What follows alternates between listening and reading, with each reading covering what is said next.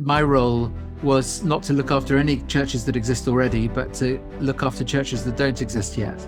And so to be a church planting bishop. And the kind of things we're looking for, firstly, are a missional mindset.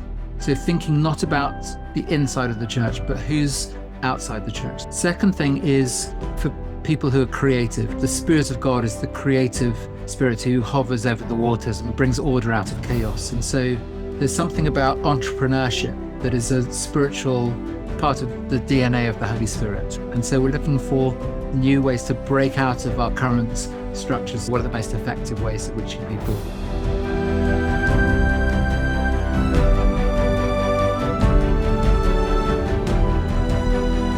Can you tell us about your background leading up to your encounter with Jesus?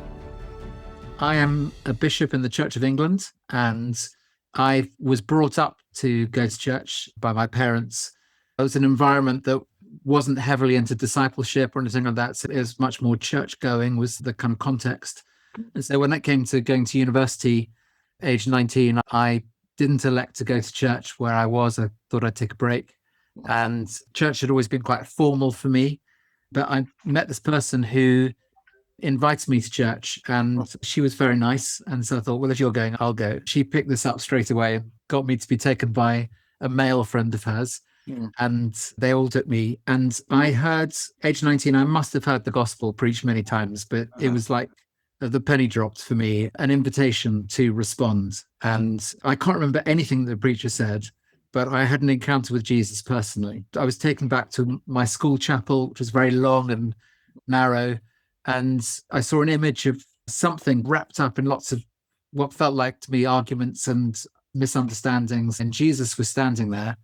And he came towards me and embraced me in my mind's eye. And so the God who felt distant came close and said, actually, it's about a relationship with me. That's just where it all starts. And so that completely transformed me. And I went forwards that night, making a commitment to Jesus and having it solidified in front of others made a massive difference. And that got me started into following Jesus. I had a lot of knowledge in my head in church, but it was connected with my heart now. And I had this passion to reach others with the gospel. I was discipled by an amazing person from the Navigators who every morning we went through the scriptures, went through 1 John in particular, and he taught me how to pray, how to read the scriptures, how to apply it to my life, how to share the gospel with others. And so that was an amazing start for me. I got stuck into the Christian Union at university and then spent a year with an evangelist called J. John, traveling around with him, carrying his bags and organizing his work. And then went into Unilever as a marketing manager. I had that job already lined up. I'd been trained as an engineer in chemical engineering. And then after a couple of years there, having done management training, I joined the staff of Holy Trinity Brompton in London. So I'm really kind of involved in a young multiplying movement of young people who we were all passionate about Jesus and wanting to tell our neighbors and friends and people we met in the streets. And we invited them onto Alpha courses. Alpha was just beginning to take off then. And I think I had embedded me in that stage the desire to communicate the gospel to those who didn't know, the desire to see church thrive, the desire to see young people connecting with the gospel. And I think I didn't realize it at the time, but multiplication was being experienced. And it's only as I looked back on some of the things we were doing that I realized there's some principles that we need to keep on encouraging and fostering in there. So that's how it started for me. Did you run into Nicky Gumbel in the early Brompton? I did. So while I was in Unilever, I was in his small group. In fact, it was a mid-sized group. They had about 30 people who were the youth group, and they'd grown up a little bit into their early 20s. And so I joined that group.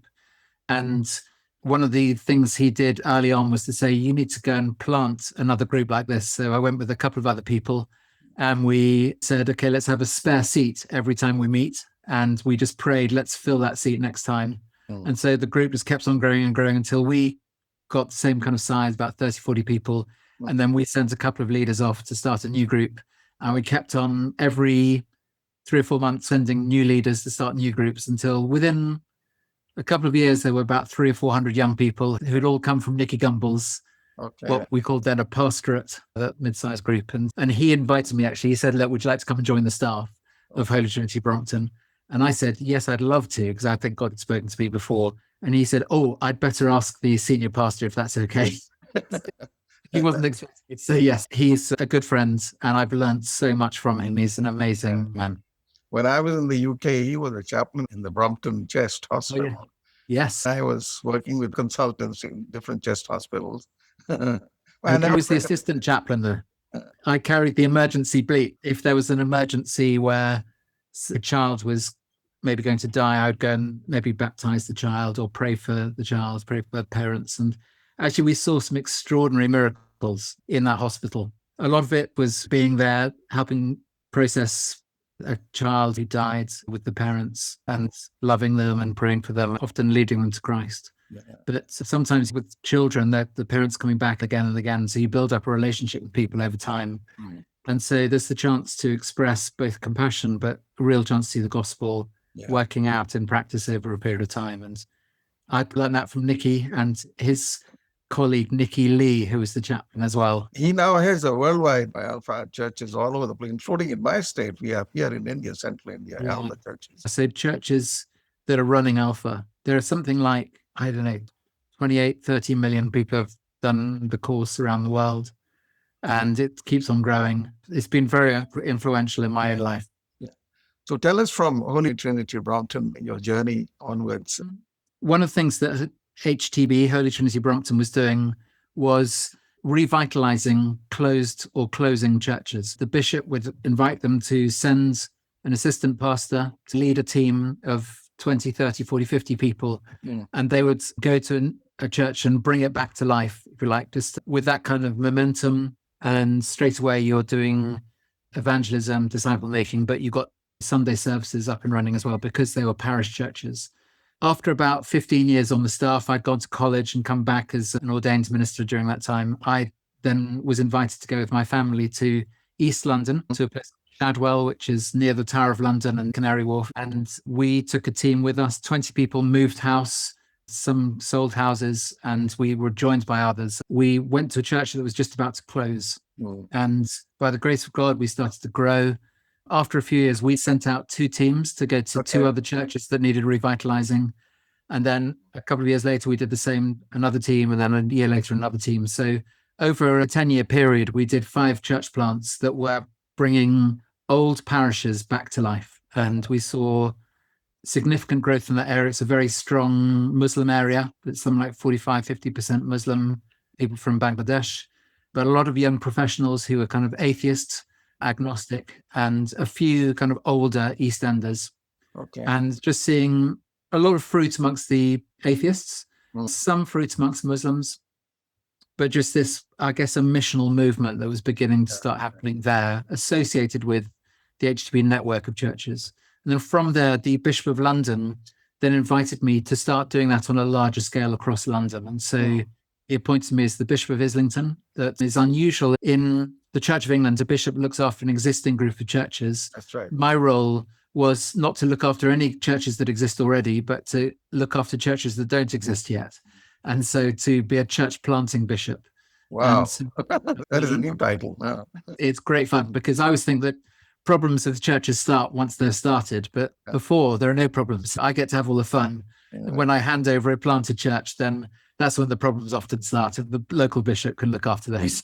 In London, we set a goal to plant 100 churches by 2020. COVID happened just before we finished 2020, but we planted 87, which was really exciting. Alongside that, I began to have a more national role to be promoting church planting in the Church of England. And we've recently set a goal of planting 10,000 churches across the country by 2030. I can talk a little bit about goal setting, but it's been really helpful for us to say there's no way we can do that the way we would do church at the moment. So we have to think differently. We have to step into both ambitious faith, but we also have to restructure ourselves for missional growth rather than just sustaining something which has always been there. Yeah. And the church in our country has been declining over maybe 100 years. We cannot just try and make what we're doing better. It won't work. Yeah. So we have to change the way we think. And so that includes thinking much more missionally, thinking ourselves as missionary disciples, thinking ourselves into a church planting mentality and mindset, and also just beginning to say, how can we engage with the people we're not reaching rather than just the people we are reaching. Those are some of the paradigm shifts that we're having to go through as a church. We set up the Gregory Center for church multiplication to really support and resource this work. Gregory, because he was a pope in the 5th century who, when the church was completely united, and there were no kind of big divisions between East and West or Reformation or anything like that, way before those, Pope Gregory had a vision for England and really wanted to go there to evangelize the English people. But the people in Rome didn't let him because he was really trying to regenerate that city. And they said, no, you can't be, you need to send someone else. So he sent Augustine of Canterbury to go there. And Augustine started planting churches in England and began to see one of our main missional movements. There's another one from Aidan and Cuthbert coming from the north, the Celtic movement. We draw our center's name from someone who had a vision for a whole nation, who was sending people to plant churches. Yeah. And what we see is a multiplication model that's happened, and we need to recapture that for ourselves. You used to have what's called Minster churches. Can you tell us something about the Minster, what it means? Yeah, so Minster churches came out of the beginnings of the monastic movement in England around the 7th, 8th centuries. And what you had was groups of monks who came together to form community, and they were led by usually a bishop. And because everything was missional and the bishop was missional, the bishop would take monks with him on mission, and they would go from the monastery where they were set up, and they would go out to towns and preach the gospel, to villages and preach the gospel. And when there were enough people who were converted in a particular place, they would leave a monk behind. They would set up some kind of church structure, and the monk would live in that community and preach and teach. But that monk would have a relationship with the sending monastery. And those monasteries were, some of them were just like monastic communities only, but some of them actually became churches in their own right. And they began to be called, in many places, Minster churches. And the nature of a Minster church was to be almost like a center of learning and center of the development of skills and gifts, because the monks would write the scriptures, copy scriptures into different manuscripts and distribute them around different places. But they were some of the few people who could write, but also they developed their own system of discipling others. They had a worship life of their own, and that's what they sent out and multiplied. And so these Minster churches then were really the mission bases all around the country, which sent out bands of monks on mission, established new churches that would start new churches that would start new churches. And when you take a step back, and particularly as we look back in our history, these Minster churches were really foundational in the multiplication of local churches around the country. Fast forward 1,500 years, and we have a state in our country where about 8% of people go to church. We have a lot of church buildings, but a lot of them are empty or very small. And so we've been rediscovering the idea of the Minster Church to develop centers where there's strength, where there's expertise and a missional zeal amongst them, that would then start sending groups of people to replant into dying churches or places that need regeneration and revitalization. And so they would then do that again and again. And our experience of these Minster churches, we now call them resource churches, is that the more you plant, the more the center grows, because they tend to be in city centers where there are people constantly joining. They have a very missional, evangelistic heart and core. So they grow in their own right. But as they send, it's almost like you can't outgive God. And so they've discovered, rather than building themselves up as churches to grow bigger and bigger, the more they send, the more they grow. Yeah. And it's almost that principle in 2 Corinthians 9, where Paul talks about that God gives us, he replenishes the storehouse so that you can keep giving more. And as you give more, he keeps on replenishing more so that you can keep on giving and giving more and more. And that's one of the secrets of multiplication and generosity in the kingdom. When God finds people who have that desire to give away and to multiply, he seems to bless with more so that they can multiply more and more. Rick, you're really going back to your own roots kind of thing there. Revelation 2 and 3, where Jesus tells them, you've forgotten, go back to where you were. Yes. Basically, you have the tradition already in the church. Yeah, in historic churches particularly, so historic denominations, particularly when they're in decline, they are nervous about new things. They've seen too many times a new thing become almost like a fad. Oh, let's try this and see if it works. There might be someone who's driving that and then they move on and it runs out of steam. And they try something else and they try something else. One of the things that builds confidence is to say, look, we've done this in the past. And so we know this works. We need to rediscover what God has already done amongst us and to renew it and see it almost resurrected in our midst and breathed with new life by the Holy Spirit. That for us, and I think for many historic denominations, is when you go back into your history and say, God has done this before, let's see if he might do it again. And we find this is a very compelling argument to build trust and confidence in the structures and people who are often the gatekeepers to permission giving and finance and the holding together of missional possibility. When they're convinced or they think, yes, there's something in this, if they give permission in a denomination, that gatekeeping really opens the floodgates for lots of possibilities missionally and for the gospel to be heard afresh. You are really basically also repeating the biblical models of Ephesian model and Antioch model. These are great prompts. So one of the things that I've particularly loved looking afresh at what I see as the key Minster churches in Acts, where they're churches that are almost like church planting engines. The church in Jerusalem, the church in Antioch, the church in Ephesus in particular, seeing how God worked in them, how he brought people to them, how he inspired them to, I think just picking up a business model, going through an inflection point where, yes, there's growth, but something then happened, an event happened, or God did something, or someone changed the way they thought, and it led to massive growth. I've been very interested in those inflection points to say, what happened at that point to enable the church to grow? And so, for example, with the church in Ephesus, Paul visited it on his second journey, but on the third journey, he spent over 2 years in that place. And on his first journey, he spends a few weeks in the Galatian churches and then goes back and appoints elders. In the second journey, he does the same thing, but then he goes, of course, to another continent. So that's a big shift in itself, but takes a team with him of 4 or 5 people that he leaves, one in each church that he plants. And of course, by the time he gets to Athens, he's on his own. And so he goes on to Corinth and calls his friends to come and join him. But he spends 1.5 years in Corinth. And then he is determined to get to Ephesus. And he spends over 2 years there, but doesn't leave the city. And so he's changing his strategy all the time as he grows and learns more and more.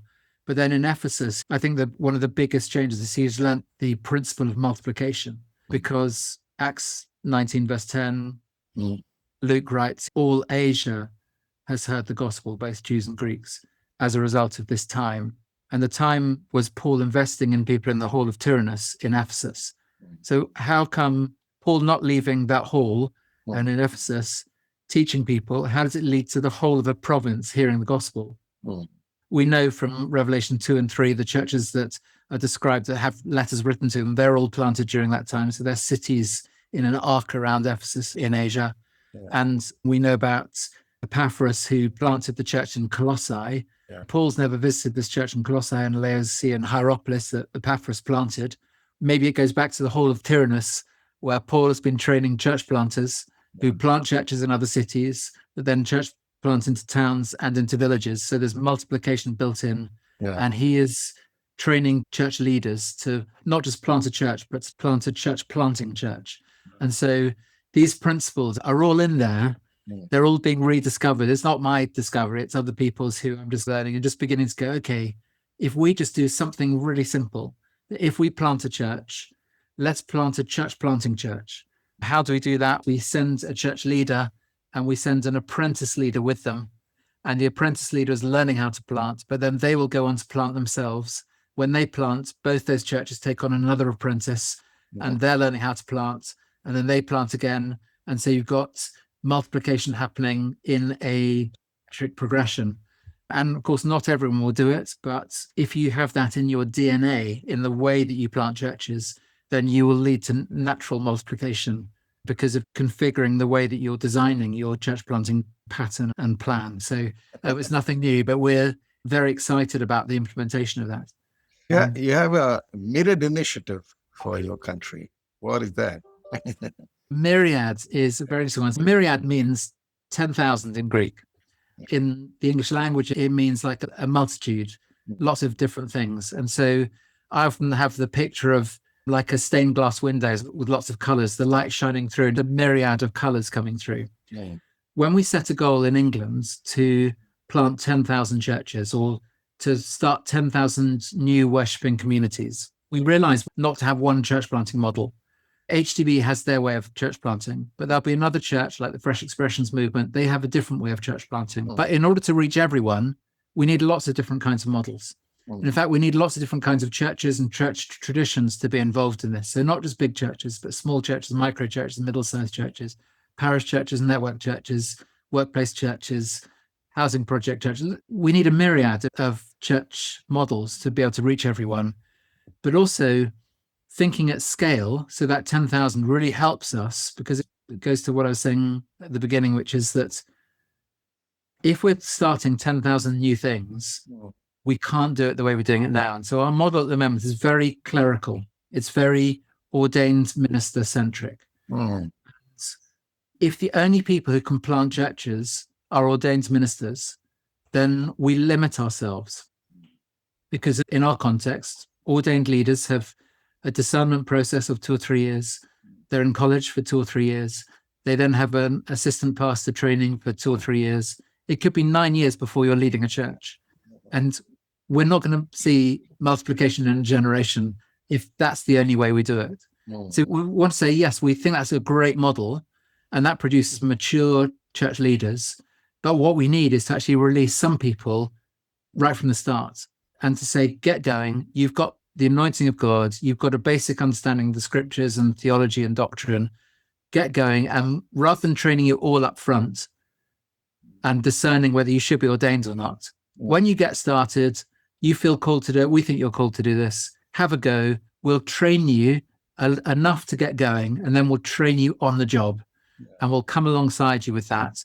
And over time, we will work out, should you be ordained or not, or should you just be given a commission or authorization or a license? We've got lots of different levels of authorization. But in a way, it's going back to the Galatian model, which is Paul planted and then came back and visited and appointed elders. Who were the elders he appointed? Well, I think it was obvious. It was the people who were probably the natural leaders in those communities. And so you go back and ordain as you go along rather than right from the start. So we have these two things in parallel. So the big difference is that we would want to start many more churches led by lay people, people who have not gone through formal theological training, but who will absolutely need theological training, but we'll give it to them as they go along. And it'd be much more on an as-need basis rather than having everything up front. Let's give you training for every possible outcome, which is important for some. It's important for senior church-ordained leaders. But what we're wanting to do then is, if you've got a lot of lay leaders who are planting new congregations, then we need our existing ordained people to have almost some retraining to become missional overseers. So we want them to move from being priests to becoming episcopal priests. So exercising episcopate oversight over many congregations that still might be in their parish, but they're reaching a lot more people than they would if they were doing everything themselves. So again, it's a multiplication principle of saying, actually, I'm not going to do everything myself and do it brilliantly because I've been well trained and I feel this is very important, but I'm going to lead through others. So I'm going to appoint lay people to lead congregations, whether they are 10 people or 100 people, but then I'm going to multiply those intentionally around the area, and I will become the oversight priest over these multiple congregations. So in our own context, ordination is important because sacramental ministry is important, and that comes through the role of the priest. What we're beginning to realize is some of the paradigm shifts that we need to go through are, we need our bishops to become more apostolic. We need our priests to become more episcopal, and we need our deacons to become more priestly. And we need to see a release of the body of Christ into new missional leadership. Of course, what it does is it inverts our centricity from just having something based around a church building where there's a high level kind of ministry happening because being well delivered by a priest who has certain capacity. If you invert that and say, who are the people we are not reaching in our parishes or in our villages? And let's try and reach them. Let's send people to start missional groups amongst those people. And that might start in a number of ways. Someone mentioned disciple-making movements. That might be the model they use, or it might be gathering around something that already exists and just beginning to start praying for each other and forming Christian community and beginning to worship with disciple-making at its heart. But this sense of actually who we're not reaching, that's the paradigm shift. Yeah. And then it becomes a missional church where you've got multiple congregations of all kinds of sizes. And the missional leader of the parish, the priest, becomes a missional coach. So they are coaching the missional leaders in these new Christian communities that are based around and a very different context all around. So that's what we're working towards. Why the number 10,000? We have 12,500 parishes in our country. Okay. So we think if 80% of them get involved in this, that's 10,000. We say, let's give it 10 years rather than 1 year. Why? Because that gives the early adopters the chance to get started. The early majority will watch those and go, yes, we might do it once we've got some confidence in a few years' time. The late majority always follow the early majority, and the laggards will never get involved. We want to then say, let's just go for it and get started. And of course, when you've got that kind of scale of vision, it means we have to change our training, change our leadership pipeline, all of our recruitment and leadership development. It means we need to be much more practical in our theology, and that we need to think much more, how do we reflect on theology in practice, and how do we, in our practice, reflect theologically? And so we want our training to be much more on the job, so that you're interacting with theology all the time, that you're actually doing the ministry. So what are the skills and the competencies you expect from your people who are planting churches? In the Gregory Center, what's the competency? The Gregory Center is a catalyst. So we catalyze any movement and any church to get this going. And the kind of things we're looking for, firstly, are a missional mindset. What I mean by that is an outward trajectory. So thinking not about the inside of the church, but who's outside the church. That's the first kind of mindset. We need to be thinking, who are we not reaching with the gospel? Second thing is we're looking for people who are creative. The Spirit of God is the creative spirit who hovers over the waters and brings order out of chaos. And so there's something about entrepreneurship that is a spiritual part of the DNA of the Holy Spirit. And so we're looking for new ways to break out of our current structures, to say, how can we reach these people? What are the most effective ways of reaching people? We want to bless that in people. We're also looking for leaders who are not hero types who will go on their own, but leaders who will be in a team. And so in our training, we now don't ask leaders to come on their own. We say, you have to bring a team. So we're looking for people who, right from the start, are beginning to share ministry and beginning to say, actually, who is God anointing amongst us? What are the gifts that God is bringing together? What do we lack that we need to bring someone else in to fulfill that need? And beginning to support and encourage each other. So there's Christian community right at the beginning of any new thing. Another thing is being under authority. We're looking for people who are prepared to come under authority. And I think in our own context, there might be some who need to do their own thing. We want to say, God bless you, go for it. But if you're a part of us, you need to be someone who submits to authority. And I know that those who submit well to authority, actually people will submit to them. And so we've discovered that if we want to see missional alignment and movement alignment, then authority structures become important. But in England, we find kind of tall poppy syndrome. We don't want people to be overbearing leaders who are going to control things. No, it's much more enabling leadership where people earn that right to be led. Another thing is we're looking for high faith. So we're looking for people who think beyond themselves, who will set a goal. This comes back to goal setting, who sets a goal that it has to be God that makes it happen. It's formed by common group people are forming that goal. To have an ambitious goal that is God-shaped. I call it aiming high, being audacious. When we've got that, it helps you think outside the box. You have to trust God. You have to take steps of faith. You have to say, just because we haven't done it before doesn't mean it can't be done. And it also says, who can we learn from? We can learn from others outside our tribe who have broken through some of these paradigm shifts that need to be made. What can we learn from them? Another trait we're looking for is generosity. So that generosity of spirit is, I think, the gospel sharing is at the heart of that. You want to give the gospel away to others, but also it means that if you're church planting, you're prepared to give away your best. When you give away your best, you're enabling what you plant to be strong and healthy as much as possible. Yeah. If you give away your best, God will always give back to you. When we have children, we want the best for our children. Yeah. So we want them to be raised well and give them as much as we can. And guess what happens? They become strong children and strong adults in their own right. You haven't lost anything, that generosity of spirit. And I guess the final thing I'd say is humility. We're looking for humble missioners who are prepared to be learners, who always speak well of other leaders, who actually say, how can I bless you and help what you're doing? They look over their borders and they say, not I'm threatened by what's happening outside my situation, but how can I learn from you? How can I bless you? How can I pray for you? How can we see you thrive? Yeah. And that humility, which is also a humility before God, we're on our knees saying, God, we cannot do this without you. Okay. So that humility of spirit is saying, Lord, this is your mission, not mine. This is your deal, not mine. And so those are some of the traits, some of the values, some of the things we're looking at. Yeah. People. In my own life, it was someone discipling me. And I was also in a group where we discipled each other. And I have to say that my fastest acceleration of discipleship in my own life was by being discipled one-to-one and in a group where we were discipling each other. Yeah. One final thing I'd say is actually, as I started to disciple someone else, I quickly accelerated my own discipleship of following Jesus. They were asking me questions that I didn't know the answer to. So I needed to discover, pray, read the scriptures myself and pass that on. These are principles that actually, in our own context, and I think in institutional churches, we've lost this. And so multiplication movements know this. And so recapturing that to the heart of making disciples is a whole life thing. It's not just coming to a meeting or coming to a gathering.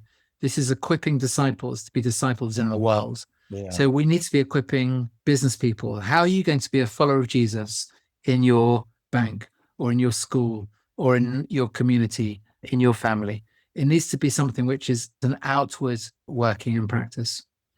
Go make disciples of all nations. These are all the people groups. And so there are just different ways and different perspectives that different churches have.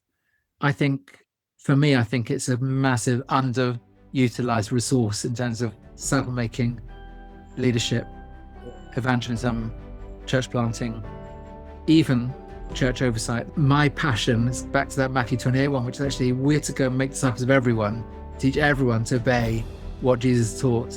And so to enable that to happen, we have to have everyone involved. Men, women, old, young, black, white, brown. Just everyone needs to be involved in every model. Jesus said, I'll be with you always to the very end of the age. And that is just the best thing, that actually Jesus doesn't leave us alone. He says, guys, I'm commissioning you to do this. But I'm going to be with you all the way.